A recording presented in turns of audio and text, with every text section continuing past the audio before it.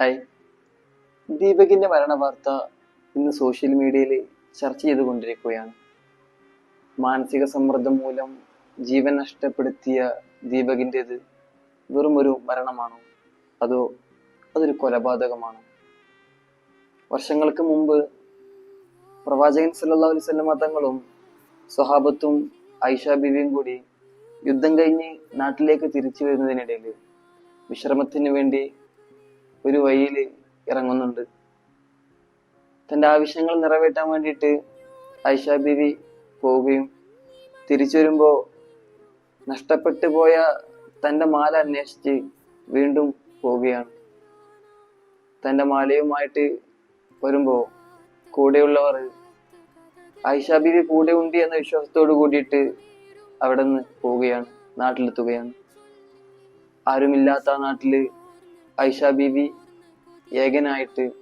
ഏകാന്തമായിട്ട് നിൽക്കുകയാണ്.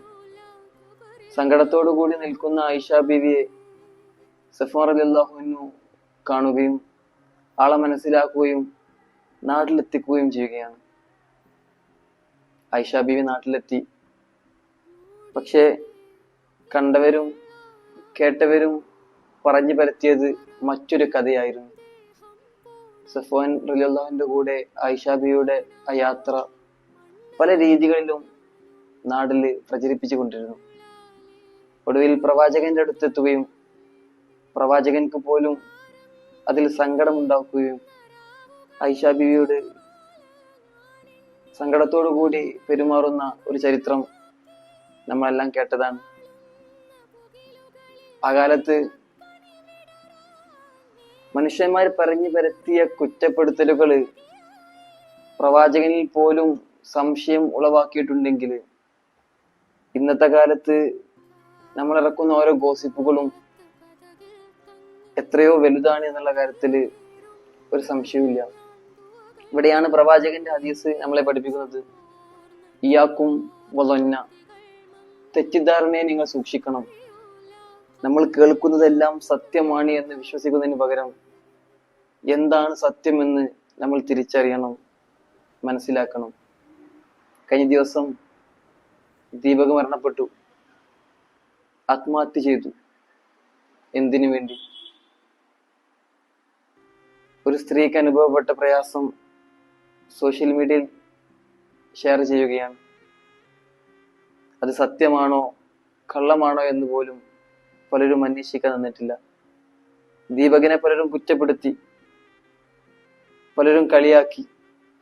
മാനസിക സമ്മർദ്ദം മൂലം ഈ നാട്ടിൽ എന്തിന് ജീവിക്കണം എന്ന ചിന്തയായിരിക്കും ഒരു പക്ഷേ അവൻ ജീവൻ നഷ്ടപ്പെടുത്താൻ കാരണമായിട്ടുണ്ടാവുക.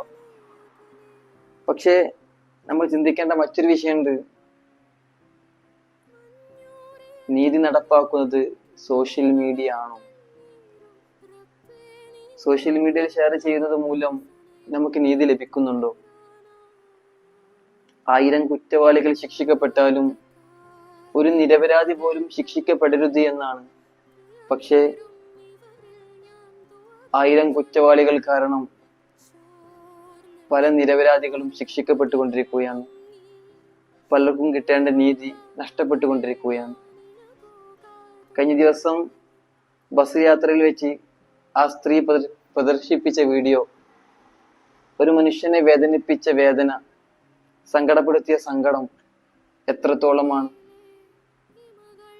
വീഡിയോ എടുക്കുന്നത് നമ്മുടെ സേഫ്റ്റിക്കാണ്, നമ്മളെ പ്രൊട്ടക്ട് ചെയ്യാനാണ് എന്ന് നമ്മൾ പറയുമ്പോൾ അതുമൂലം നഷ്ടപ്പെടുന്നത് ഒരു കുടുംബമാണ്, ഒരു ജീവനാണ് എന്ന ബോധം ഇനി നമുക്കുണ്ടാകണം.